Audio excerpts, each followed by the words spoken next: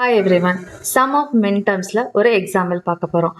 Express ஒரு function capital F equal to A plus B bar C அப்படின்னு கொடுத்துருக்காங்க. சில டைம் B டேஷ்னு கொடுப்பாங்க. அது சம் ஆஃப் மின் டேர்ம்ஸில் வந்து எக்ஸ்பிரஸ் பண்ணுங்க அப்படின்னு சொல்லும் போது நம்ம ஃபர்ஸ்ட் ஸ்டெப் என்ன பண்ணுவோம், இந்த டேர்மில் எது மிஸ் ஆயிருக்கு, பிங்கிற டேர்ம் மிஸ் ஆயிருக்கு, அதே மாதிரி சின்ற டேர்மும் மிஸ் ஆயிருக்கு. அப்போ என்ன பண்ணுவோம்னா into B plus B bar, அதே மாதிரி into C plus C bar அப்படின்னு எழுதுறோம்.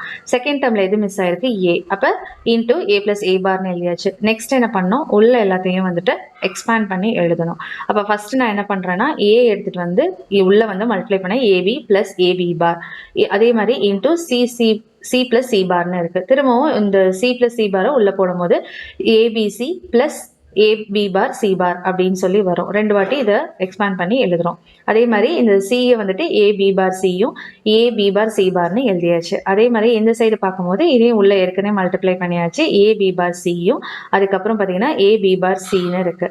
ஸோ இது எல்லாமே எழுதியாச்சு.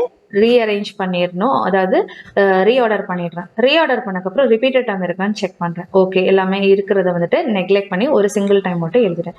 இப்போ நான் எப்படி வந்து இந்த எஸ்ஓபியில் மின் டேர்ம் எழுதணும் அப்படின்னா, என்ன ஆன்சர் வந்திருக்கோ அது கீழே அப்படியே நீங்கள் எஸ்ஓபி அப்படின்னா என்ன மீனிங், ஏனா 1, ஏ பார்னா 0, அப்போ இது எல்லாமே அப்படியே போடணும். இப்போ 1 1 1 1 இங்கே பார் இருக்கனால 0 1 1 1 0 1 0 0 0 0 1ன்னு இருக்கு. இப்போ வந்து ஏற்கனவே அந்த டேபிள் நான் மெமரைஸ் பண்ண சொல்லியிருந்தேன். லாஸ்ட் வீடியோவில் பார்த்தீங்கன்னா தெரியும்.